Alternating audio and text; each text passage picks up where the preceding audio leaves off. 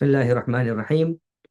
الحمد لله رب العالمين والعاقبة للمتقين والصلاة والسلام على أشرف الأنبياء والمرسلين وعلى آله وأصحابه أجمعين أما بعد. محترم ناظرین، شاہ ولی اللہ فقہ اکیڈمی کی ایک اور اسٹریم میں میں آپ کا ہوسٹ مفتی نثار احمد قاسمی آپ تمام زائرین کا استقبال کرتا ہوں۔ اور آج کی اسٹریم کچھ مختلف ہونے والی ہے، کیونکہ جس مہمان سے ہم جڑنے والے تھے انٹرنیٹ کے تھرو، آج اللہ سبحانہ و تعالیٰ کی توفیق سے وہ خود بنفس نفیس ہمارے درمیان موجود ہیں۔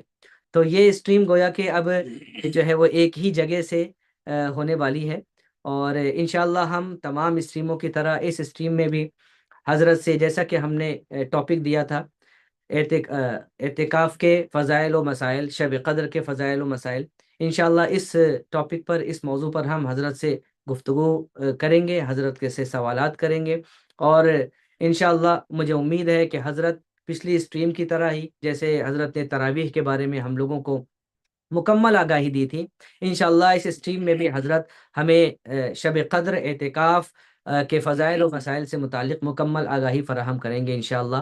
آج کے ہمارے مہمان کسی تعارف کے محتاج نہیں، حضرت مولانا مفتی محفوظ الرحمان صاحب قاسمی دامت برکاتہم العالیہ، جو جمعیت العلماء ضلع سیوان کے صدر بھی ہیں اور جامعہ سراج العلوم سیوان کے محتمم بھی ہیں ماشاءاللہ۔ حضرت آپ کا ہمارے اس پروگرام میں استقبال ہے، جزاکم اللہ خیرہ، آپ تشریف لائے۔ جزاک اللہ۔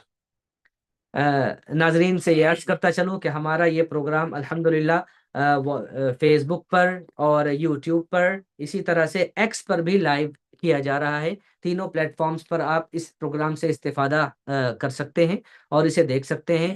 اور بدستور ہماری گزارش آپ سے یہ ہوگی کہ اگر کوئی ایسا سوال جس کا جواب حضرت کی بات میں نہ آ گیا ہو، آپ کے پاس ہو، تو آپ کامنٹ میں، یوٹیوب کے کامنٹ میں اسے پوسٹ کریں، انشاءاللہ میں حضرت کے سامنے ان سوالوں کو پیش کروں گا اور حضرت انشاءاللہ اس کا تشفی بخش جواب آپ کی خدمت میں پیش فرمائیں گے۔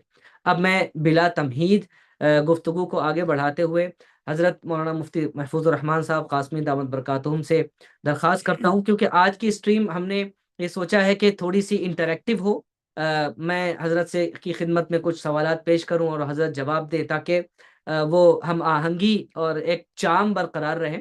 تو حضرت کی خدمت میں پہلا گزارشی سوال یہ عرض ہے کہ آخری عشرے کی اہمیت اور فضیلت پر حضرت تھوڑی سی روشنی ڈالیں کہ اس کے بارے میں قرآن و حدیث میں ہمیں کیا رہنمائی ملتی ہے۔ جزاکم اللہ خیر۔ بسم اللہ الرحمن الرحیم وبہ نستعین اما بعد۔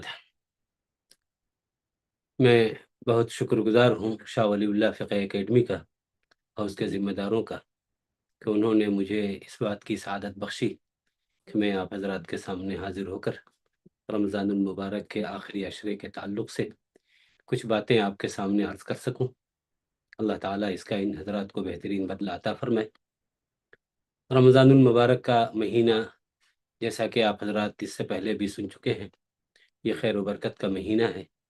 اللہ تعالیٰ نے یہ مہینہ اپنے بندوں کو نوازنے کے لیے عطا فرمایا ہے۔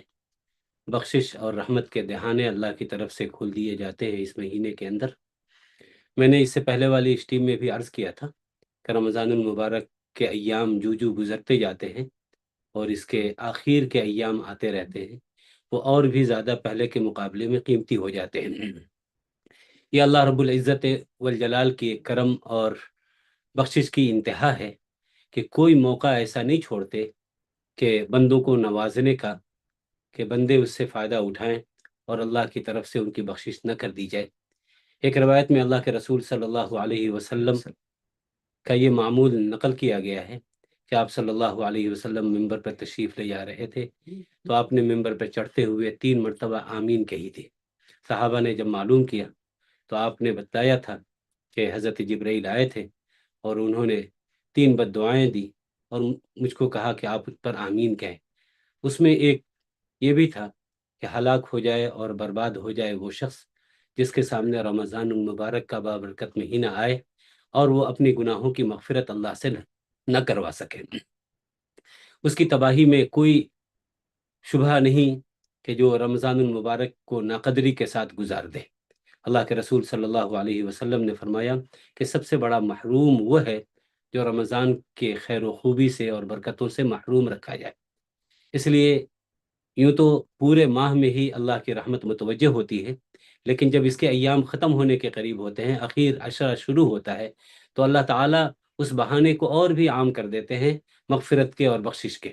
ایک ایک دن کے اندر مغفرت کے ایسے ایسے اسباب جمع کر دیتے ہیں کہ بندے اگر تھوڑی بھی توجہ کرے تو انشاءاللہ اللہ کی رحمت ان کے گناہوں کو بخشنے کے لیے اور ان گناہگاروں کو اپنے دامن میں لینے کے لیے ہر وقت تیار رہتی ہے۔ چنانچہ آخر عشرے میں آپ دیکھیں گے تو دو عمل خاص طور سے جو پہلے دو عشرے سے بڑھ جاتی ہے، اس میں سے ایک اعتکاف ہے اور دوسری عبادت شب قدر ہے۔ ان کا اضافہ کر دیا گیا ہے، اور ان دونوں کا مقصد بھی اپنے گنہگار بندوں کو نوازنا، بخشنا اور ان کو جنت کا مستحق بنانا ہے۔ ماشاء اللہ مفتی صاحب، جزاکم اللہ خیرہ۔ آگے بڑھتے ہیں ہم، اور حضرت کی خدمت میں ایک اور سوال پیش کرتے ہیں کہ حضرت نے اعتکاف کا تذکرہ فرمایا، جو کہ آخر عشرے میں ایک اضافی عمل اللہ سبحانہ تعالیٰ کی طرف سے تمام مومنین کے لیے برکتوں کے اور مغفرت کے حاصل کرنے کے لیے بڑھا دیا جاتا ہے۔ تو حضرت یہ ذرا سا اس پر وضاحت کر دیں کہ اعتکاف کا مطلب اور اس کی روح کیا ہے؟ اعتکاف ایک عربی لفظ ہے، اس کے معنی ٹھہرنے، رکنے اور جمنے کے ہیں۔ یہ لغوی اعتبار سے کسی بھی چیز پر جم جانا، آدمی کسی چیز کو اتنی مضبوطی اور قوت سے پکڑ لے کہ اس کو چھوڑنے کے لیے آمادہ اور تیار نہ ہو، اس کو اعتکاف کہتے ہیں۔ لغوی اعتبار سے یہ اچھی چیز بھی ہو سکتی ہے اور غلط چیز بھی ہو سکتی ہے۔ اچھی چیزوں پر بھی جمنے کو اعتکاف کہا جا سکتا ہے لغتاً، اور بری چیز کے اوپر بھی جمنے کو اعتکاف کہا جا سکتا ہے۔ قرآن کریم میں یہ لفظ دونوں معنی کے لیے استعمال ہوا ہے۔ حضرت ابراہیم نے اپنے والد اور اپنی قوم کو خطاب کرتے ہوئے کہا تھا کہ یہ بت ہیں جن کے انتم لہا عاکفون، کہ جن کی عبادت پر تم جمے ہوئے ہو۔ یہاں بھی وہی اعتکاف کا لفظ استعمال کیا تھا، اور قرآن کریم میں اچھے کام کے لیے رکنے کو بھی اعتکاف سے تعبیر کیا گیا ہے۔ وَعَهِدْنَا إِلَىٰ إِبْرَاهِيمَ وَإِسْمَاعِيلَ أَن طَهِّرَا بَيْتِيَ لِلطَّائِفِينَ وَالْعَاكِفِينَ وَالرُّكَّعِ السُّجُودِ۔ لیکن اصطلاح میں اعتکاف کہتے ہیں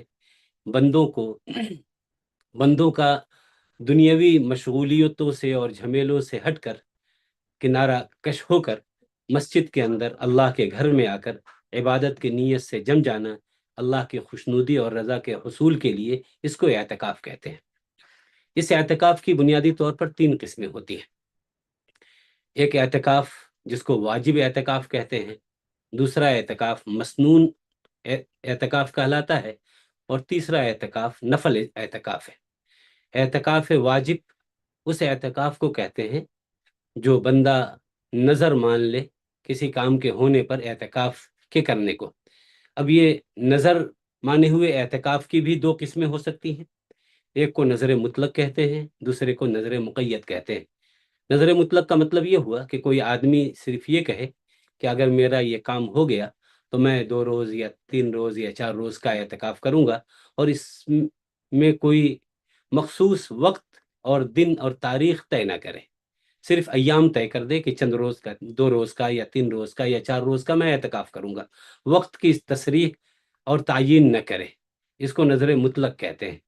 اور ایک یہ ہے کہ کوئی آدمی کہے کہ فلاں یہ کام ہو جائے گا تو میں فلاں تاریخ سے فلاں تاریخ تک، یا 3 روز تک یا 4 روز تک، یا اس مہینے کی اس تاریخ کو، جیسے رمضان کے پہلے عشرے میں یا دوسرے عشرے میں، یا فلاں فلاں مہینے کی فلاں فلاں تاریخ کو اعتکاف کروں گا، یہ اعتکاف واجب ہو جاتا ہے۔ اس کو منظور اعتکاف کہا جاتا ہے۔ اور مسنون اعتکاف وہی ہے جو رمضان کے آخری عشرے میں کیا جاتا ہے، یہ مسنون ہے۔ اور نفلی اعتکاف کے لیے کوئی وقت اور کوئی زمانہ متعین نہیں ہے، آدمی جب بھی مسجد میں داخل ہو اعتکاف کی نیت کر سکتا ہے، وہ تھوڑے وقت کے لیے بھی ہو سکتا ہے۔ ان تینوں اعتکاف میں ایک تھوڑا سا فرق یہ ہے کہ منظور اعتکاف کے لیے کم سے کم 1 دن کا ہونا ضروری ہے، اور اس کے لیے روزہ بھی لازم ہے۔ بغیر روزے کے نظر اعتکاف، واجب اعتکاف ہم نہیں کر سکتے، اور وہ 24 گھنٹے سے کم کا نہیں ہوتا۔ مسنون اعتکاف جو ہوتا ہے یہ 10 دنوں کا ہوتا ہے یا 9 دنوں کا، رمضان کے آخری عشرے کا، یعنی 20 رمضان کو سورج غروب ہونے سے پہلے آدمی مسجد میں داخل ہو جائے، اور عید کے چاند دیکھے جانے تک وہ مسجد میں رکا رہے، یہ مسنون اعتکاف ہے، اور نفل اعتکاف کے لیے کوئی وقت متعین نہیں ہے، روزہ بھی اس کے لیے شرط نہیں ہے۔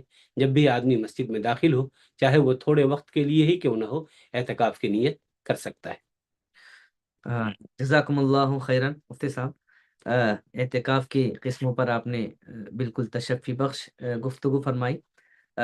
اگلا جو ہمارا سوال ہے اسٹریم کا وہ یہ ہے کہ چونکہ یہ اعتکاف رمضان والا خاص طور پر یہ کافی لمبے دنوں تک یعنی پورے 10 دن تک ہوتا ہے، مکمل 10 اس میں صرف ہوتا ہے، تو کیا اس کے کچھ ایسے خاص فضائل ہیں جو اللہ سبحانہ و تعالیٰ کی طرف سے مغفرت کی صورت میں، محبت کی صورت میں، یا کس طرح کے فضائل اللہ سبحانہ و تعالیٰ کی طرف سے اور اللہ کے نبی صلی اللہ علیہ وسلم کی طرف سے حدیث میں بیان ہوئے ہیں؟ تھوڑا سا اس پر بھی روشنی ڈالیں تاکہ ہمارے اندر بھی جذبہ پیدا ہو اور اس رمضان میں آنے والے عشرے میں ہم خود کو اعتکاف کے لیے تیار کر سکیں۔ اعتکاف کی فضیلت کے لیے میں سمجھتا ہوں کہ یہ بات کافی ہے کہ اللہ کے رسول صلی اللہ علیہ وسلم نے ہجرت کے بعد وفات تک پابندی سے اعتکاف کیا ہے۔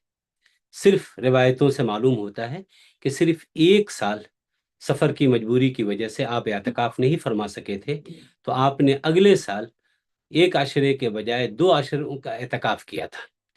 تو آپ اندازہ کریں کہ سنت مؤکدہ جس کو ہم لوگ بہت اہتمام سے ادا کرتے ہیں، سنت مؤکدہ کی تعریف میں علماء نے لکھا ہے کہ سنت مؤکدہ کہتے ہیں ان اعمال کو جن کو آپ صلی اللہ علیہ وسلم نے اکثر کیا ہو اور گاہے بگاہے ترک بھی کر دیا ہو۔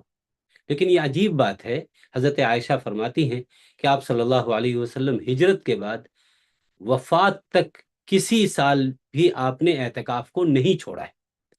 تو پابندی سے لگاتار آپ نے اعتکاف کیا ہے، یہ اس کی اہمیت کے لیے کافی ہے۔ اور یہ اعتکاف ایک ایسا عمل ہے جو صرف اس امت سے ہی اس کا ثبوت نہیں ہے، بلکہ سابقہ امتوں کے اندر بھی یہ اعتکاف رکھا گیا تھا۔ اعتکاف کی فضیلت سمجھنے کے لیے آپ اگر ان آیتوں پہ غور کریں جو اس سے پہلے میں نے پڑھی ہے، کہ اس میں جب حضرت ابراہیم علیہ الصلاۃ والسلام اور حضرت اسماعیل علیہ الصلاۃ والسلام جو دونوں اولو العزم پیغمبر ہیں، بیت اللہ کی تعمیر سے جب یہ فارغ ہوئے تو اللہ تعالیٰ نے ان دونوں کو ایک تاکیدی حکم دیا۔ اللہ فرماتے ہیں وَعَهِدْنَا إِلَىٰ إِبْرَاهِيمَ وَإِسْمَاعِيلَ أَن طَهِّرَا بَيْتِيَ لِلطَّائِفِينَ وَالْعَاكِفِينَ وَالرُّكَّعِ السُّجُودِ، کہ ہم نے عہد لیا ابراہیم اور اسماعیل سے کہ تم اعتکاف کرنے والوں کے اعزاز میں بیت اللہ کو صاف ستھرا رکھو۔ تو طواف کرنے والوں کے لیے، اعتکاف کرنے والوں کے لیے اور رکوع سجدہ کرنے والوں کے لیے بیت اللہ کو صاف ستھرا رکھنا، یعنی ایک طرح سے معتکفین کا استقبال کرنا، اللہ تعالیٰ نے حضرت ابراہیم اور حضرت اسماعیل کے ذمے سپرد کیا تھا۔ آپ اندازہ کر سکتے ہیں کہ معتکف اللہ کی نگاہ میں کس قدر مقبول ہے اور کس قدر پسندیدہ ہے کہ اللہ تعالیٰ اس کے استقبال اور اعزاز کے لیے اپنے 2 چہیتے پیغمبر کو طے فرما رہے ہیں۔ ماشاءاللہ۔ ایک روایت میں اعتکاف کے تعلق سے اللہ کے رسول صلی اللہ علیہ وسلم نے یہاں تک فرمایا کہ جب کوئی بندہ اللہ کی رضا اور خوشنودی کے لیے 1 دن کا بھی اعتکاف کرتا ہے تو اللہ تعالیٰ اس کے اور سمندر اور جہنم کے درمیان 3 خندقیں حائل فرما دیتے ہیں۔ اس میں سے ایک خندق کی مسافت اتنی ہوتی ہے جتنی مسافت زمین و آسمان کے درمیان ہوتی۔ تو آپ اندازہ کریں کہ اعتکاف کرنے والا کس قدر جہنم سے دور اور جنت کے قریب ہوتا ہے۔ علماء نے لکھا ہے کہ اگر یہ اعتکاف اللہ تعالیٰ کی رضا اور خوشنودی کے لیے ہو تو یہ اللہ تعالیٰ کی قربت کا ایک بہترین ذریعہ۔ معتکف کے لیے ایک بڑا فائدہ یہ بھی ہے کہ وہ ہر حال میں عابد شمار کیا جاتا ہے۔ جس حال میں بھی رہے، وہ کھا رہا ہو، سو رہا ہو اور آرام کر رہا ہے، کوئی اور عمل کر رہا ہے، کچھ بھی نہیں کر رہا ہے، خاموش بیٹھا ہوا ہے، اس حالت میں بھی اسے عبادت کا ثواب ملتا رہتا ہے۔ تو گویا معتکف ہر حال میں عبادت کرنے والا شمار کیا جاتا ہے۔ ماشاءاللہ، کافی بسیط گفتگو رہی مفتی صاحب کی طرف سے فضائل کے اعتکاف کے فضائل میں۔ چونکہ یہ اعتکاف واجب ہے تو ہم سب جانتے ہیں کہ اس میں کچھ قیود ہیں، کچھ ریسٹرکشنز ہیں اور کچھ خاص مسائل ہیں۔ اور جن مسائل کو اگر ہم نے دھیان سے برتا نہیں اور انہیں اختیار نہیں کیا تو ہو سکتا ہے کہ ہم یہ سمجھیں کہ ہمارا اعتکاف تو ہو گیا، لیکن وہ جو ہے وہ وائڈ اور گویا کہ وہ فاسد ہو جائے اور پھر ہمیں اگلے سال اس کی قضا بھی کرنی ہو۔ تو مفتی صاحب سے میں درخواست کروں گا کہ کچھ ضروری مسائل جو اعتکاف سے متعلق ہیں اور جو عام طور پر عوام میں جس کے معاملے میں تھوڑی سی کیئرلیسنس پائی جاتی ہے، تھوڑا سا بے دھیانی پائی جاتی ہے، مفتی صاحب اپنی جو ہے وہ بشاشت سے اس کو بھی بیان فرمائیں۔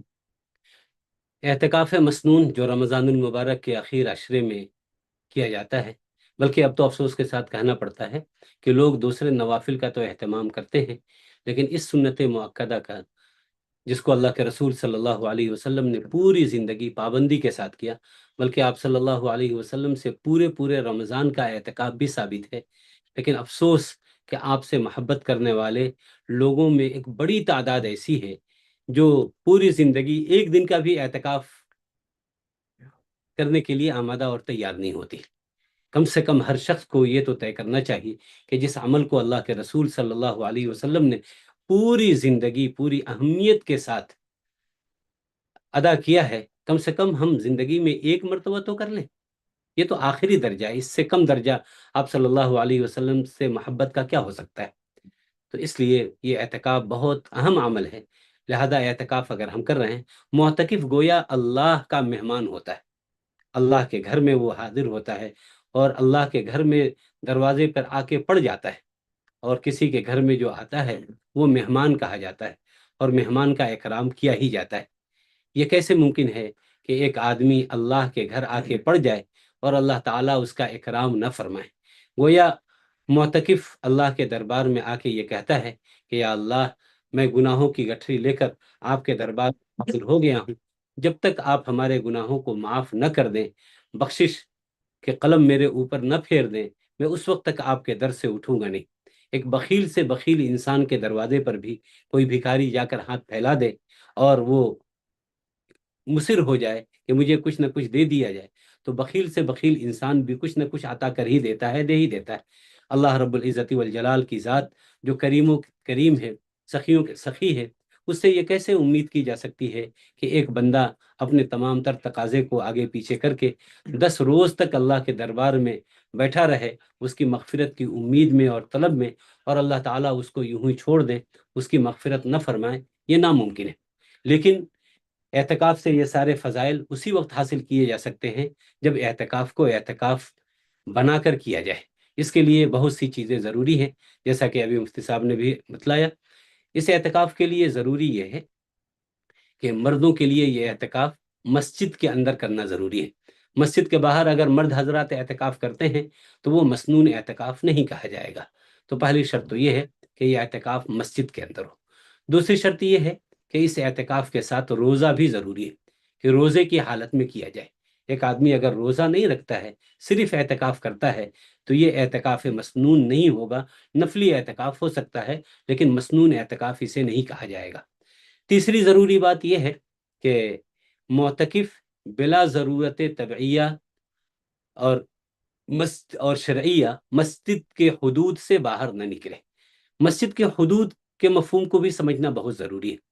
ہم لوگ اپنے اصطلاح میں مسجد کا لفظ جب بولتے ہیں تو یہ عام معنوں میں استعمال ہوتا ہے، پورے کیمپس کو اور پورے ایریا کو مسجد کہہ دیا جاتا ہے، لیکن حدود مسجد سے مراد صرف وہ جگہ ہوا کرتی ہے جو نماز کے لیے مختص ہوا کرتی ہے، ورنہ مسجد کے اندر ہمارے عرف میں جس کو مسجد کہا جاتا ہے پورے کیمپس کو، اس میں امام کے حجرے بھی ہوتے ہیں، مسجد کا وہ حصہ بھی ہوتا ہے جس کو وضو خانہ وغیرہ سے تعبیر کرتے ہیں، یعنی ضروریات مسجد کو بھی لوگ مسجد کا حصہ بول دیتے ہیں۔ لیکن معتکف کے لیے ضروری یہ ہے کہ وہ حدود مسجد کے اندر اپنے آپ کو روکے رکھے، بلا ضرورت شرعی اور طبعی کے ان حدود مسجد سے باہر نہ نکلے۔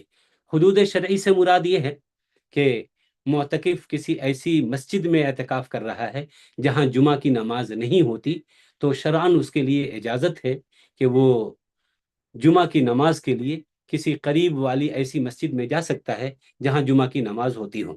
اور حاجت بشریہ سے مراد قضاء حاجت کی ضرورت ہے، یا اور دوسری واجب غسل وغیرہ کے لیے کوئی نکلنا چاہے تو یہ ضرورتیں ہیں، یا کھانا لانے والا اگر کوئی نہیں ہے، کوئی ایسا نہیں ہے جو کھانا پہنچا سکے، اس کے لیے جانا ضروری ہو، تو اپنے کھانے لانے کے لیے اپنے گھر مدرجہ مجبوری جا سکتا ہے، تو یہ چند جو حوائج ضروریہ ہیں ان کے لیے معتکف کو نکلنے کی ضرورت ہے۔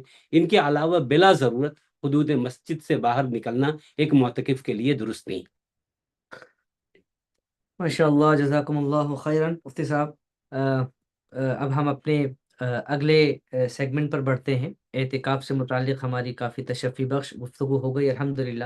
اس کے علاوہ بھی اگر اعتکاف کے بارے میں اگر کسی کو کوئی سوال ہو تو وہ ہمیں کمنٹ میں بھی بھیج سکتے ہیں، اور ہمارے آفیشیل چینل شاہ ولی اللہ فقہ اکیڈمی پر بھی پوسٹ کر سکتے ہیں، میسج میں بھی بھیج سکتے ہیں۔ ہمارا نمبر ہے 9029550090، 9029550090۔ آگے بڑھتے ہوئے مفتی صاحب کی خدمت میں ایک اور گزارش عرض یہ ہے کہ چونکہ رمضان المبارک اور شب قدر کا تعلق بڑا گہرا ہے، اور تمام علماء کا گویا کہ اس پر اتفاق ہے تقریباً کہ رمضان المبارک میں ہی یہ رات آتی ہے، اور پھر اس میں بھی آگے چل کر علماء کے جو ارجح قول ہے، سب سے زیادہ پریفرڈ جو ایکسیپٹڈ قول ہے وہ یہ ہے کہ وہ آخر عشرے میں آتی ہے۔ تو اس زاویے سے بھی مفتی صاحب سے درخواست ہے کہ گفتگو فرمائیں کہ ایک معتکف کو شب قدر سے کس طرح فائدہ ہوتا ہے، اور کیا شب قدر کی فضیلت کیا ہے، اسے کس طرح سے ہم پا سکتے ہیں۔ مفتی صاحب جزاکم اللہ۔ اعتکاف کے بہت سے فوائد ہیں۔ ایک تو یہ کہ دنیا کے جھمیلوں سے انسان الگ ہو کر اللہ کے دربار میں حاضر ہوتا ہے، اور ایک خاص ماحول میں رہ کر اپنے مقصد تخلیق کو یاد کرتا ہے، جس کی وجہ سے اس کے اندر اپنی ابدیت کا احساس پیدا ہوتا ہے۔ اور بھی بہت سے فوائد اس اعتکاف کے ہو سکتے ہیں، لیکن اعتکاف کا ایک بڑا مقصد اور بڑا فائدہ شب قدر کا حصول ہی ہے۔ اللہ کے رسول صلی اللہ علیہ وسلم کی حدیث ہے کہ آپ صلی اللہ علیہ وسلم نے ایک مرتبہ رمضان کے پہلے عشرے کا اعتکاف کیا، پھر آپ نے فرمایا کہ جبرائیل نے آ کر مجھے بتایا ہے کہ جس چیز کی تلاش آپ کو تھی وہ اگلے عشرے اس کے بعد ہے، ابھی وہ نہیں آئی ہے۔ آپ نے اس کے بعد والے عشرے کا بھی اعتکاف کیا۔ پھر اس کے بعد آپ نے صحابہ سے کہا کہ جو لوگ میرے ساتھ اعتکاف میں تھے اور جو گھر جانے کے لیے اپنے سامانوں کو تیار کر چکے ہیں، ان سے میری گزارش ہے کہ وہ میرے ساتھ آخری عشرے کا بھی اعتکاف کریں، اس لیے کہ جبرائیل نے مجھے بتایا ہے کہ جس شب قدر کی تلاش میں ہم لوگوں نے اعتکاف کیا ہے، یہ شب قدر اخیر عشرے کے اندر پائی جائے گی۔ تو اعتکاف کا اصل مقصد شب قدر کی تلاش ہے۔ شب قدر وہ بابرکت رات ہے جس کی فضیلت میں اللہ رب العزت والجلال نے قرآن کریم کے اندر پوری ایک سورت نازل کی ہے، جس کا نام ہی سورت القدر ہے، جس کے اندر یہ بتلایا گیا ہے کہ یہ شب قدر 1000 مہینوں سے بھی افضل ہے۔ ایک تو اس سے پہلے اللہ تعالیٰ فرماتے ہیں انا انزلناہ فی لیلۃ القدر وما ادراک ما لیلۃ القدر، کہ اے نبی آپ جانتے ہیں شب قدر کیا ہے، اور تم کیا جانو کہ شب قدر کیا ہے؟ یعنی اللہ تعالیٰ یہ کہنا چاہتے ہیں کہ شب قدر اس درجہ اہم رات ہے کہ اس کی اہمیت کو ایک انسان سمجھ ہی نہیں سکتا ہے۔ پھر اللہ تعالیٰ نے بندوں کی سمجھ کے مطابق جس کو بندے سمجھ سکے، آپ جانتے ہیں کہ عام اصطلاحات میں، عربی کے اصطلاح میں بھی اور اردو میں بھی، کسی چیز کی کثرت کو اور زیادتی کو بیان کرنا ہو تو اس کے لیے 1000 کا لفظ استعمال کیا جاتا ہے۔ تو اللہ تعالیٰ نے یہ فرمایا کہ تمہیں کیا پتا کہ شب قدر کیا ہے، تم کیا جان سکو، بس تم اتنا سمجھو اپنے ناقص ذہن اور سمجھ کے اعتبار سے کہ یہ شب قدر ایک ایسی رات ہے جو 1000 مہینوں سے بھی زیادہ بہتر ہے۔ خیر کا لفظ استعمال کیا گیا جو اس میں تفضیل کا صیغہ ہے، یعنی معمولی بہتری کو بھی خیر نہیں کہتے، خیر کا مطلب یہ ہوا کہ اس سے بہت بہتر ہے۔ آپ اندازہ کریں کہ 1000 مہینوں سے بہت بہتر، کتنا بہتر یہ تو اللہ ہی جانتے ہیں۔ اگر 1000 مہینہ ہی اگر لیا جائے تو 1000 مہینے کے اگر سال بنائے جائیں تو تقریباً 83 سال 4 ماہ ہو جاتے ہیں۔ تو گویا اس کا مطلب آسان لفظوں میں اگر کہا جائے تو یہ ہے کہ یہ ایک ایسی رات ہے کہ کوئی بندہ اگر اس میں ایک رات عبادت کے اندر گزار دے تو گویا وہ دیگر ایام میں 83 سال 4 مہینہ عبادت میں گزارنے پر جو اجر و ثواب اسے ملتا، اتنا اجر و ثواب اس کو صرف ایک رات کی عبادت سے حاصل ہو جاتا ہے۔ تو یہ رات بہت اہم رات ہے۔ اس رات کے حصول کے لیے انسان کو کوشش کرنا چاہیے، اللہ کے رسول صلی اللہ علیہ وسلم نے فرمایا کہ جو آدمی رمضان المبارک کے اخیر عشرے میں یہ رمضان کی طاق راتوں کو عبادت کے ساتھ گزار دے اور شب قدر کو وہ پالے تو اس کی زندگی کے تمام گناہ معاف کر دیے جاتے ہیں۔ تو گویا یہ زندگی کے تمام گناہوں کو معاف کرنے کا یہ ذریعہ اور سبب ہے، اس لیے شب قدر کی بڑی اہمیت اور بڑی فضیلت ہے۔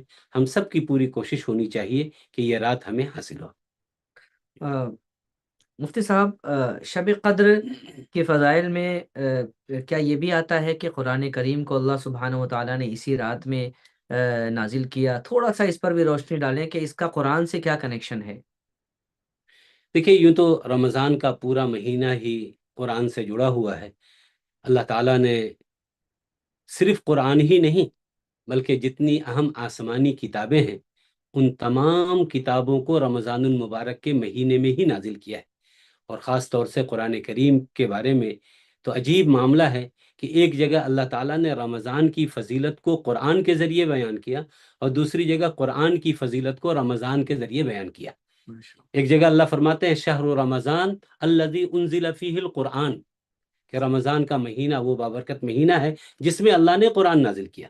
اور دوسری جگہ اللہ نے فرمایا انا انزلناہ فی لیلۃ مبارکہ انا انزلناہ فی لیلۃ القدر۔ تو قرآن کو رمضان میں اور رمضان میں قرآن کو نازل کیا گیا، گویا دونوں جانب سے اللہ کے رسول صلی اللہ علیہ وسلم نے قرآن کو رمضان سے جوڑا ہے۔ اور حقیقت یہ ہے اللہ کے رسول صلی اللہ علیہ وسلم کی زندگی میں یہ بات نمایاں طور پر ملتی ہے کہ آپ صلی اللہ علیہ وسلم رمضان کے مہینے میں دیگر اعمال میں اضافہ کے ساتھ ساتھ قرآن کی تلاوت کے اندر خوب اضافہ فرمایا کرتے تھے۔ باضابطہ حضرت جبرائیل علیہ السلام کے ساتھ قرآن سنانا آپ کا منقول ہے۔ تراویح جو عبادت کے طور پر رکھی گئی ہے، جو رمضان کی ایک خاص عبادت ہے، اس کا بھی اصل مقصد قرآن کریم کو پڑھنا اور سننا ہی ہے۔ چنانچہ اس کے اندر عام نمازوں کے مقابلے میں زیادہ قرآن پڑھا جاتا ہے اور زیادہ سنا جاتا ہے۔ تو اس قرآن کریم کو بھی اللہ تعالیٰ نے رمضان المبارک کے مہینے میں اور اس مہینے میں بھی خاص طور سے لیلۃ القدر کے اندر نازل ہوا۔ قرآن کے لیلۃ القدر میں نازل ہونے کا کیا مطلب ہے؟ اس کو یوں سمجھنا چاہیے کہ قرآن کا نزول 2 دفعہ ہوا ہے۔ ایک تو لوح محفوظ سے آسمان دنیا پر، اور پھر آسمان دنیا سے آپ صلی اللہ علیہ وسلم کے قلب مبارک پر۔ تو لوح محفوظ سے جو آسمان دنیا پر اللہ تعالیٰ نے قرآن کریم کو نازل کیا تھا وہ یک بارگی ہوا تھا اور وہ شب قدر کے اندر ہوا تھا، اور پھر وہاں سے آپ صلی اللہ علیہ وسلم کے قلب مبارک پر جب جیسی ضرورت پڑتی رہی، جتنی ضرورت ہوتی رہی، اللہ تعالیٰ نے اس کو نازل کیا ہے۔ تو گویا لوح محفوظ سے آسمان دنیا پر شب قدر میں یہ قرآن نازل ہوا، اور وہاں سے آپ صلی اللہ علیہ وسلم کے قلب مبارک پر تھوڑا تھوڑا کر کے 23 سال کے عرصے میں نازل ہوتا رہا۔ ماشاء اللہ۔ حضرت مفتی صاحب، اگلا سوال آپ کی خدمت میں شاہ ولی اللہ فقہ اکیڈمی کی طرف سے پیش ہے کہ ہم عام لوگ ہیں، دیکھنے والے بھی اور سننے والے بھی، اور کاروباری لوگ ہوتے ہیں، بڑے مشاغل میں لوگ ہوتے ہیں، تو ہم شب قدر کو تلاش کرنے کے لیے کیا کریں؟ کس طرح سے ہم یہ سوچیں، یا اس بات کا یقین جب رمضان ختم ہو تو ہمیں اس بات کی سمجھ لیجئے 50% سے زیادہ امید لگ جائے کہ انشاءاللہ ہمیں تو شب قدر ملی ہی ہوگی، تو کس طرح سے ہم اس کو تلاش کریں مفتی صاحب؟ سب سے بہتر طریقہ تو یہ ہے کہ اگر پورا مہینہ نہ صحیح تو کم سے کم آخری عشرے کا اعتکاف انسان اگر کر لے تو اللہ کی ذات سے پوری امید ہے کہ اسے شب قدر کی فضیلت ضرور ہی حاصل ہو جائے گی۔ اس لیے کہ جب معتکف، میں نے عرض کیا کہ معتکف جب مسجد میں ہوتا ہے تو وہ پوری رات چاہے سو کیوں نہ رہا ہو، وہ عبادت کے اندر شمار کیا جاتا ہے، اور عبادت کے حالت میں جب آدمی شب قدر کو گزار دے تو ظاہر سی بات ہے شب قدر کی فضیلت اسے ضرور حاصل ہو جائے گی۔ تو اس کا سب سے بہتر طریقہ تو یہ ہے کہ آدمی اگر ہمت ہے، قوت ہے، طاقت ہے، تب تو کوشش یہ ہونا چاہیے کہ پورے مہینے کی راتوں میں عبادت کرے، اور اگر اتنا نہیں کر سکتا ہے تو کم سے کم آخری عشرے کا اعتکاف تو کر ہی لے۔ اگر بہت آدمی مشغول ہے، اتنا بھی نہیں کر سکتا ہے، حالانکہ کوشش تو ہونی چاہیے، اگر اس کی اہمیت انسان سمجھ لے تو میں سمجھتا ہوں کہ یہ کوئی مشکل نہیں ہے۔ رمضان کے مہینے میں کاروباری لوگ تو پورا پورا مہینہ جاگ کر گزار دیتے ہیں۔ ملازم کو دیکھیے، معمولی تنخواہ کے لیے اس کی لالچ میں پورے پورے سال راتوں کو جگ کر وہ گزار دیتے ہیں۔ اگر شب قدر کی واقعی فضیلت انسان کو معلوم ہو جائے اور اس پر ملنے والی بشارتوں کا یقین ہو جائے تو 10 رات عبادت کے اندر گزار دینا کوئی بہت بڑی چیز نہیں۔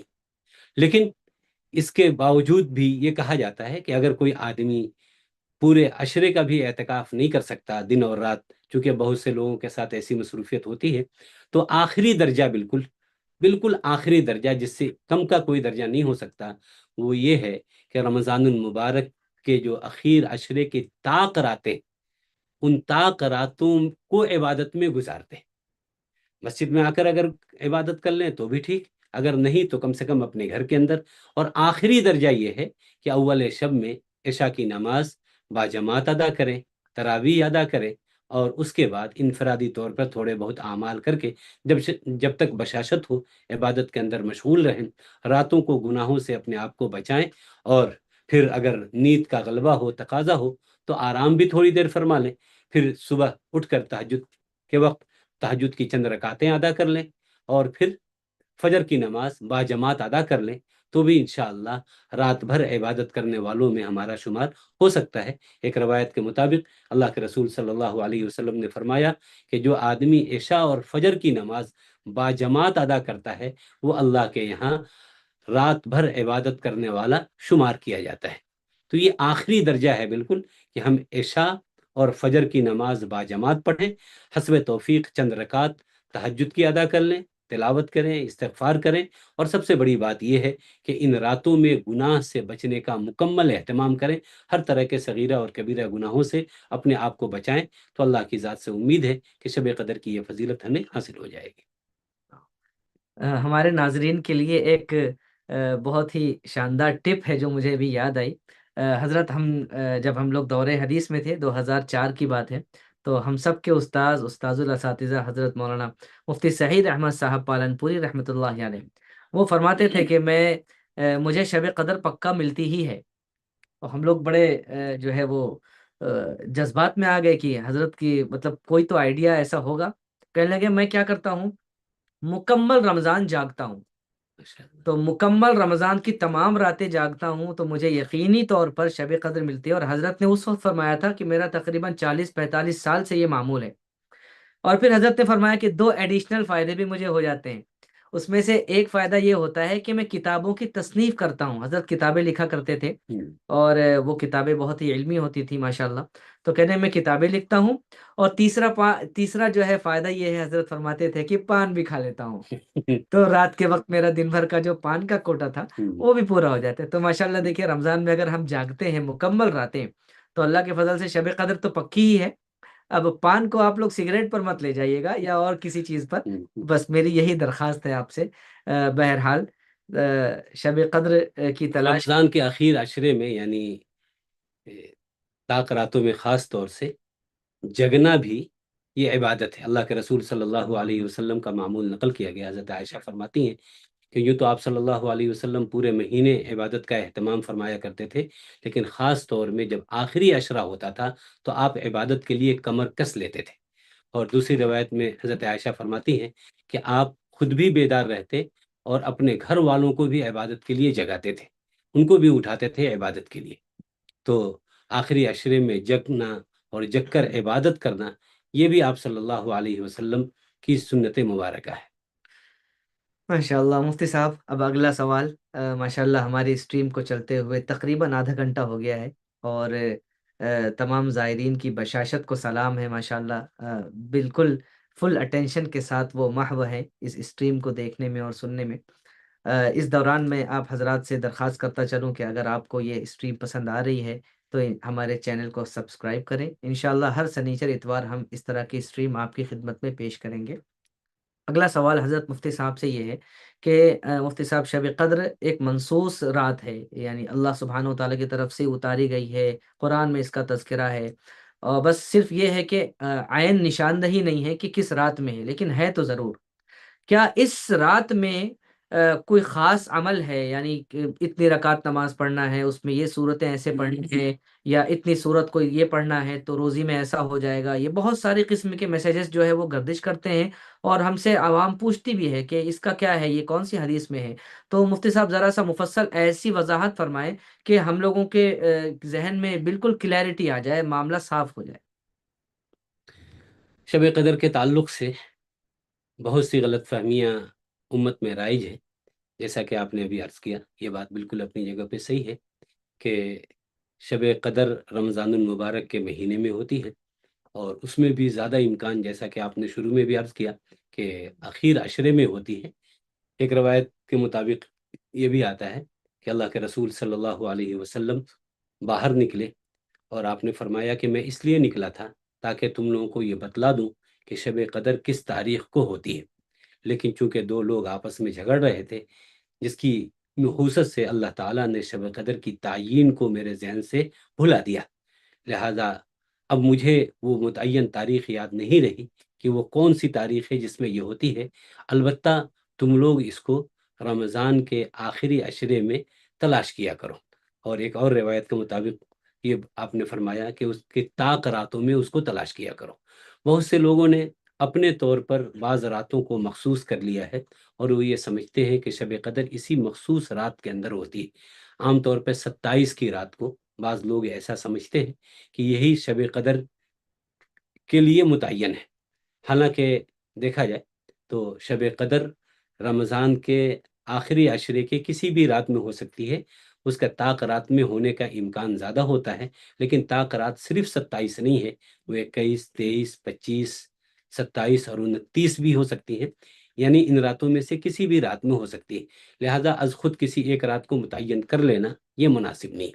27 بھی ان راتوں میں سے ایک ہے جس میں اس کے ہونے کا امکان دوسرے کے بنسبت زیادہ ہے، بلکہ ایک روایت میں تو آپ صلی اللہ علیہ وسلم نے اپنا خواب بیان کیا کہ میں نے دیکھا کہ میں شب قدر میں عبادت کر رہا ہوں اور میں کیچڑ میں سجدہ کر رہا ہوں، تو صاحب بھی نے کہا کہ میں صبح کو اٹھا تو خوب بارش ہوئی، اور میں نے دیکھا تو آپ کے پیشانی کے اوپر مٹی کے اثرات تھے، اور وہ یہ کہتے ہیں کہ وہ 21 کی شب تھی۔ تو جی اس سے پتہ چلتا ہے کہ شب قدر 21 کی بھی ہوتی ہے۔ علماء نے ایک بات اور بھی لکھی ہے شب قدر کے تعلق سے، کہ شب قدر متعین کسی ایک تاریخ میں نہیں ہوتی، بلکہ وہ سال کے اعتبار سے مختلف راتوں میں ہو سکتی ہے۔ ایسا ممکن ہے کہ کسی سال 21 کے شب میں شب قدر ہو، کسی سال 23 کے شب میں ہو، کسی سال 25 کے شب میں ہو، کسی سال 27 اور 29 کے شب میں ہو، یہ بھی ممکن ہے، لہذا کسی ایک رات کو متعین نہیں سمجھنا چاہیے۔ یہ جو حدیث میں نے پیش کی، اس سے ایک بات تو یہ سمجھ میں آئی کہ لڑائی جھگڑا کتنی بری چیز ہے کہ اس کی وجہ سے ہمیشہ کے لیے اس کی تعین ختم کر لی گئی، لیکن اس حدیث کا ایک دوسرا پہلو اگر آپ غور کریں تو اس میں بھی امت کا ایک بڑا نفع ہے۔ اگر وہ رات متعین ہو جاتی مثلا 21 یا 23 یا 25، 27، 29، تو پھر لوگ اسی متعین رات ہی میں عبادت کرتے، دوسری رات میں عبادت نہ کرتے، لیکن تعین ختم کر دینے کا ایک بڑا فائدہ یہ ہوا کہ آدمی شب قدر کے امکان میں کسی بھی رات میں عبادت کرے، اور اللہ تعالیٰ سے یہ امید رکھے کہ یہ رات شب قدر کی ہوگی، اور یہ سمجھ کر عبادت کرے، تو اللہ کی ذات سے امید ہے کہ اگر اس رات میں واقعتاً شب قدر نہ بھی ہوئی تو اللہ تعالیٰ وہ اجر و ثواب اسے عطا کر دیں گے۔ تو اس طرح سے ہمارے لیے امکان بڑھ گئے عبادتوں کے کرنے کے، لہذا اگر ہم چاہیں تو سال کے اندر 10 شب قدر کی فضیلت ہم حاصل کر سکتے ہیں۔ تو اس اعتبار سے ایک بات تو یہ ہے کہ کسی ایک رات کو اپنے طور پر متعین نہیں سمجھنا چاہیے۔ جی بہت سے لوگوں میں یہ غلط فہمی پائی جاتی ہے کہ وہ ایک رات کو متعین کر دیتے ہیں، جیسا کہ تراویح کے اسٹیم میں بھی یہ بات آئی تھی جی کہ جی بہت سے لوگ 27 کے شب کو ہی قرآن مکمل کرنے کے لیے متعین کر دیتے ہیں۔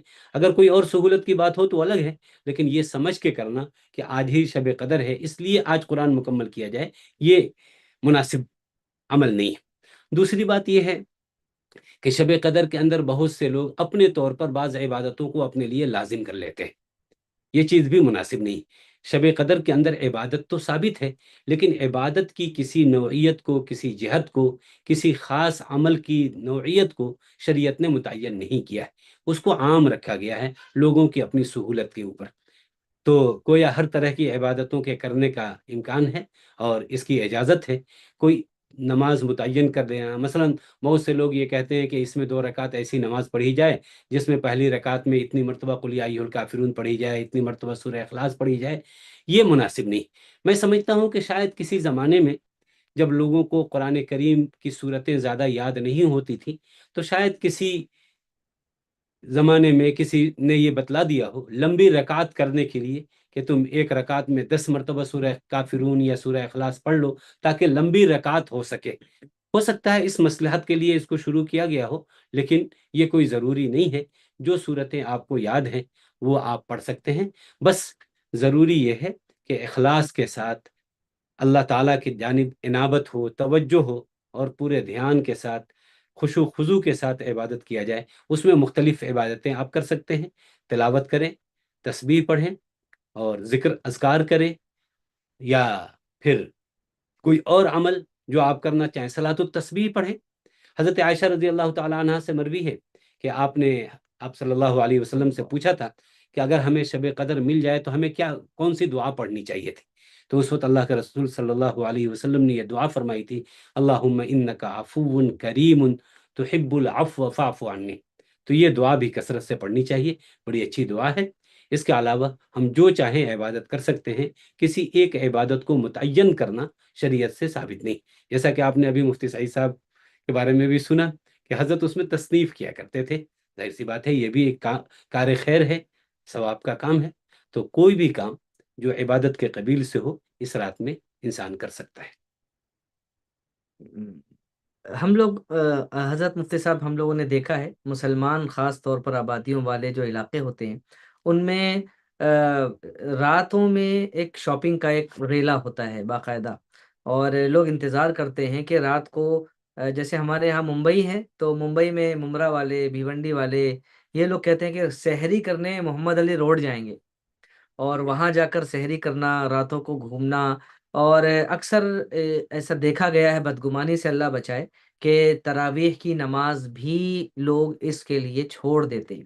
تو اس کے بارے میں تھوڑا سا مفتی صاحب آپ اہمیت اس کی واضح فرمائیں کہ یہ کتنی قیمتی چیز ہے اور ہم لوگ اس کو کس میں لگا رہے ہیں، یہ کس طریقے سے ہم اس کو بدلیں، کیسے کریں. یہ تو بڑی محرومی کی بات ہوگی کہ رمضان المبارک کے بابرکت اوقات کو اور ایام کو ہم لوگ ان غیر ضروری کاموں کے اندر صرف کریں. دن کے اندر بھی ہمیں چاہیے تھا کہ غیر ضروری کاموں سے اپنے آپ کو بچاتے. آخری عشرے کی راتیں خاص طور سے سال کے تمام راتوں میں سب سے زیادہ قیمتی اور بابرکت راتیں. ان راتوں کو شاپنگ کے لیے یا دوسرے غیر ضروری کاموں کے لیے مختص کر لینا یہ تو بڑی محرومی اور ناکامی کی بات ہوگی. یہ راتیں عبادت کے لیے ہمیں دی گئی ہیں. اللہ کے رسول صلی اللہ علیہ وسلم کا معمول تو یہ بخشائے ہوئے آپ ہیں، اس کے باوجود آپ کا معمول یہ تھا کہ پوری رات عبادت کرتے تھے. حضرت عائشہ فرماتی ہیں کہ آخری عشرے میں تو آپ بستر پر بھی آرام کے لیے تشریف نہیں لایا کرتے تھے. تو اس قدر عبادت کا اہتمام اللہ کے رسول صلی اللہ علیہ وسلم جو بخشائے ہوں وہ کرتے ہوں، اور ہم گناہ گار جو دن رات گناہوں کے اندر معصیت کے اندر لگے رہتے ہیں، اور اللہ تعالیٰ نے مغفرت کے لیے نجات کے لیے یہ راتیں ہمیں دی ہیں، اور اس کو ہم غیر ضروری کاموں میں، شاپنگ میں، سحری میں اور دوسرے کاموں میں اگر لگا لیں تو اس سے زیادہ محرومی کی اور مایوسی کی کوئی بات نہیں ہو سکتی. اس لیے ان تمام کاموں سے پرہیز کرنا چاہیے. یہ رات عبادت کے لیے ہمیں دی گئی ہے. کھانے پینے کے لیے ہمارے پاس بہت سے اوقات ہیں، شاپنگ کے لیے ہمارے پاس بہت سے ایام پڑے ہوئے ہیں، ان میں انسان کر لے. لیکن یہ رمضان کا آخری عشرہ خاص طور سے اس کو عبادت کے لیے ہمیں مخصوص کر دینا چاہیے. ایک چیز اور دیکھی گئی حضرت مفتی صاحب کہ جیسے جیسے رمضان کے ایام، اخیر ایام آتے ہیں اور اخیر عشرہ بھی داخل ہوتا ہے، تو گویا کہ خاص طور پر نشانہ بننے سے بچتے ہوئے، سوچتے ہوئے، سمجھتے ہوئے میں یہ آپ کی خدمت میں یہ سوال رکھ رہا ہوں کہ ہماری خواتین جو ہیں وہ بھی جو ہے وہ رات کو 1 بجے، 2 بجے، 3 بجے تک وہ بازاروں میں جو ہے وہ اپنے آپ کو مصروف رکھتی ہیں، اور شاپنگ ایسا ہے لگتا ہے کہ ختم ہی نہیں ہو رہی ہے. تو مطلب یہ کہ اس کو کس طرح سے دیکھنا چاہیے. دیکھیے، اعتکاف جس طرح مردوں کے لیے مسنون ہے اسی طرح خواتین کے لیے اور مستورات کے لیے بھی مسنون ہے. حدیث کے اندر یہ بات آتی ہے کہ اللہ کے رسول صلی اللہ علیہ وسلم پوری زندگی تو اعتکاف کیے ہی، آپ صلی اللہ علیہ وسلم کے بعد ازواج مطہرات بھی پابندی سے اعتکاف کیا کرتی تھی۔ تو یہ اعتکاف ایسا نہیں ہے جو صرف مردوں کے لیے مسنون ہے، ہماری ماں بہنیں اس سے آزاد ہیں۔ ماں بہنیں عام طور پر یہ سمجھتی ہیں کہ یہ اعتکاف تو مردوں کے لیے ہے، ہمارے لیے نہیں، حالانکہ اعتکاف ان کے لیے بھی مسنون ہے، ان کو بھی کرنا چاہیے۔ بلکہ اگر دیکھا جائے تو مردوں کے مقابلے میں عورتوں کے لیے اعتکاف کرنا زیادہ آسان ہے، اس لیے کہ مرد مسجد میں رہ کر دنیاوی بہت سے امور کو انجام نہیں دے سکتا، اس کے لیے بہت سی مسجد کے اندر پابندیاں ہوتی ہیں۔ عورت کے لیے آسانی یہ ہے کہ وہ گھر کے کسی ایک کمرے کو اپنے اعتکاف کے لیے مخصوص کر لیں، اور اس کمرے میں رہ کر عبادت بھی کر سکتی ہیں، اور امور خانہ داری کو بھی اگر ضرورت ہو تو اس کی بھی انجام دہی کر سکتی ہیں۔ تو یہ جو آپ نے یہ سماج کے جس المیہ کی طرف آپ نے اشارہ کیا، یقیناً یہ واقعتاً بہت یہ افسوسناک معاملہ ہے۔ ہماری ماں بہنیں یہ سمجھتی ہی نہیں کہ یہ اعتکاف ہمارے لیے بھی ہے، بلکہ جس طرح یہ مردوں کے لیے مسنون عمل ہے، ماں بہنوں کے لیے بھی مسنون عمل ہے۔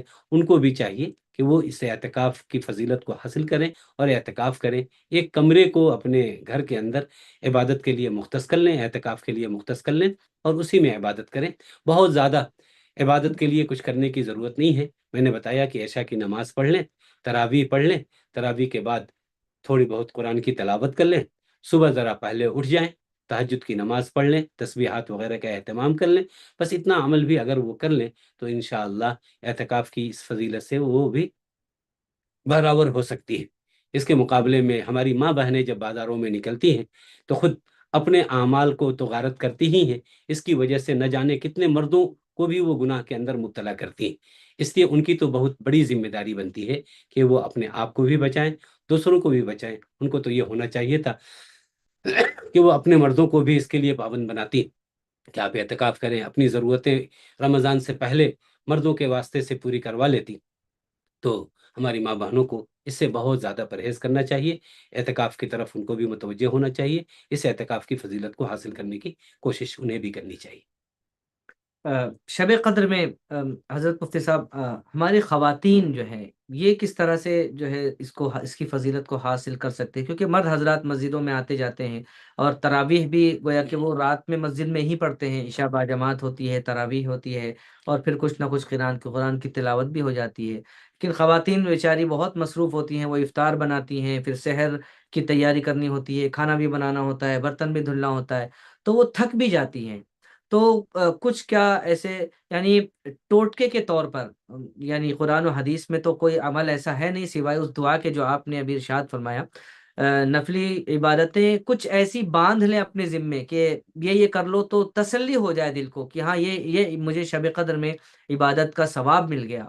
اس طریقے کی کوئی بات اگر ہو تو برائے کرم رہبری فرمائیں۔ دیکھیے، آپ نے جیسا کہ اشارہ کیا کہ مرد حضرات مسجد میں آ کر عبادت کرتے ہیں، عورتیں بیچاری گھر کے اندر رہتی ہیں، وہ بیچاری نہیں ہیں۔ اللہ تعالیٰ نے گھروں کے اندر رہ کر عبادت کرنے کو مردوں کے مسجد میں عبادت کرنے کے مقابلے میں زیادہ اہمیت دیا ہے عورتوں کے لیے۔ عورتیں اگر گھر میں رہ کر نماز پڑھتی ہیں اور مرد اگر باجماعت مسجد میں آ کر نماز پڑھتے ہیں تو مردوں کے مقابلے میں عورتوں کو جو ثواب ملتا ہے وہ مردوں سے بھی زیادہ ہوتا ہے۔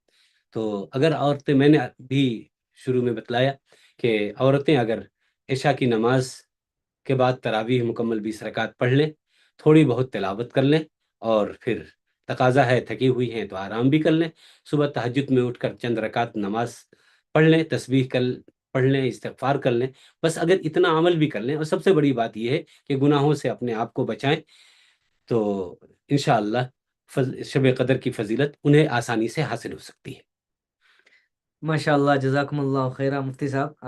ہمارے اسٹریم کا وقت بھی تقریباً ختم ہوا چاہتا ہے، اور الحمدللہ دونوں موضوعات پر، شب قدر اور اعتکاف پر سیر حاصل گفتگو الحمدللہ ہوئی، اور کمنٹ میں بھی ہمارے تمام زائرین نے شکریہ کے کلمات لکھے ہیں، اور کچھ عام سے سوالات ہیں، جیسے مثال کے طور پر ایک سوال یہ آیا ہے کہ اعتکاف میں حاجات ضروریہ کے لیے گھر جانے میں کیا اجازت ہے؟ بس یہ ایک سوال آیا ہے۔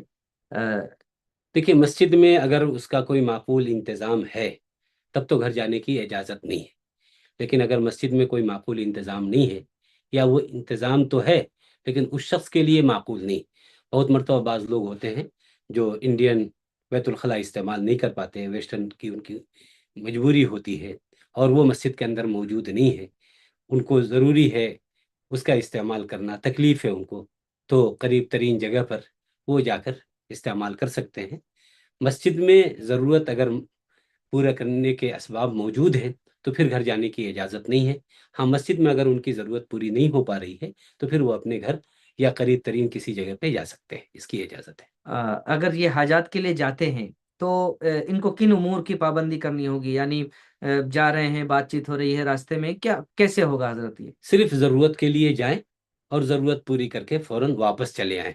آتے جاتے اگر کوئی مل جائے، الیک سلیک ہو جائے تو الگ بات ہے، رک کر بات چیت کرنا یا ضرورت سے زائد رکنا یہ ان کے لیے درست نہیں ہے۔ بعض علماء کے نزدیک اس سے اعتکاف فاسد ہو جاتا ہے، اس سے بچنا چاہیے۔ ماشاء اللہ، جزاکم اللہ خیرا و احسن الجزا۔ اعتکاف سے متعلق جتنے بھی سوالات آپ حضرات کے ہیں، میں یہ بتاتا چلوں کہ انشاءاللہ ہم اپنے فیس بک پیج پر اور ایکس پر بھی، جو کہ ٹویٹر سے جانا جاتا تھا، ایکس پر اور یوٹیوب کے کمیونٹی میں بھی انشاءاللہ ہم ایک PDF کتاب کی لنک پوسٹ کر دیں گے، جس میں آپ کو اعتکاف سے متعلق تمام سوالوں کے جوابات انشاءاللہ مل جائیں گے۔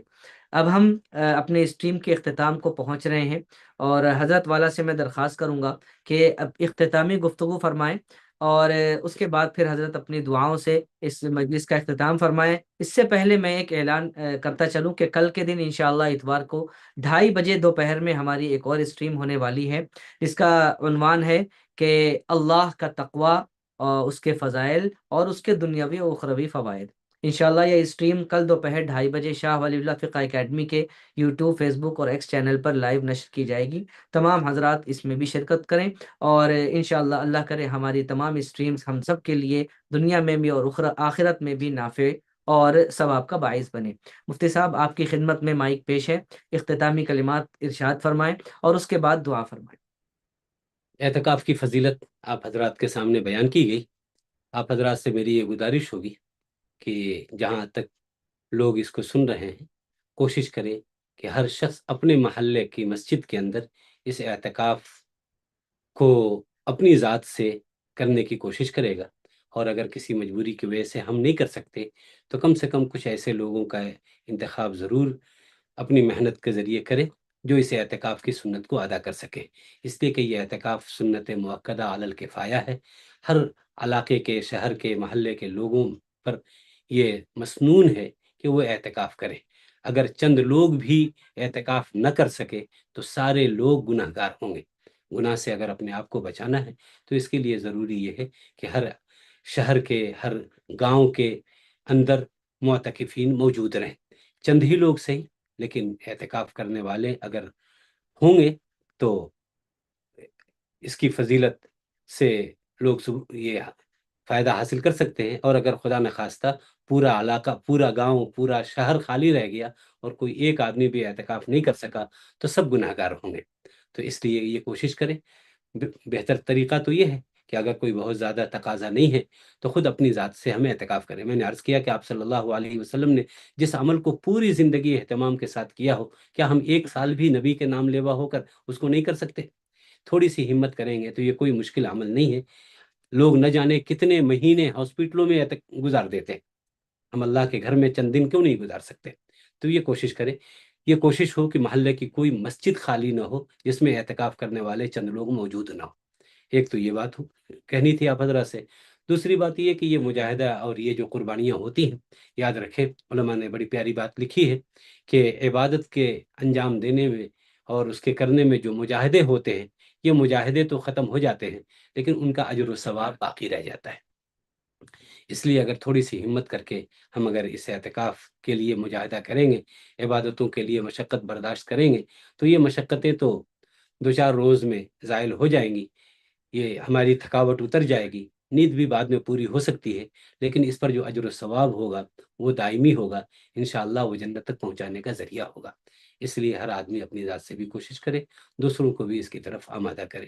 اللہ تعالی ہم سب کو آخری عشرے کے اندر، یوں تو رمضان کے جتنے ایام باقی رہ گئے ان تمام ایام کے ایک ایک لمحے کی قدردانی کی توفیق عطا فرمائے۔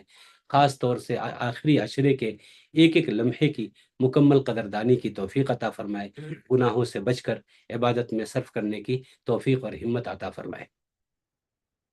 مختصر سی دعا فرما دے حضرت کے ساتھ۔ الحمد للہ رب العالمین، الف لام میم اللہ لا الہ الا هو الحی القیوم وعنت الوجوہ للحی القیوم۔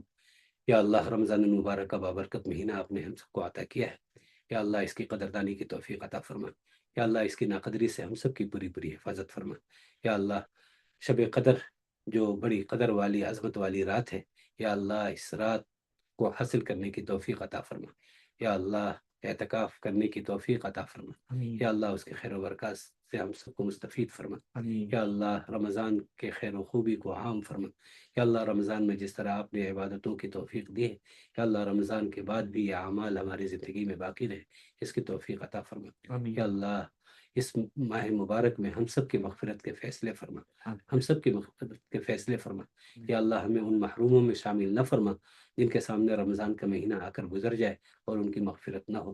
ربنا تقبل منا انك انت السميع العليم وتب علينا انك انت التواب الرحيم، وسلام علی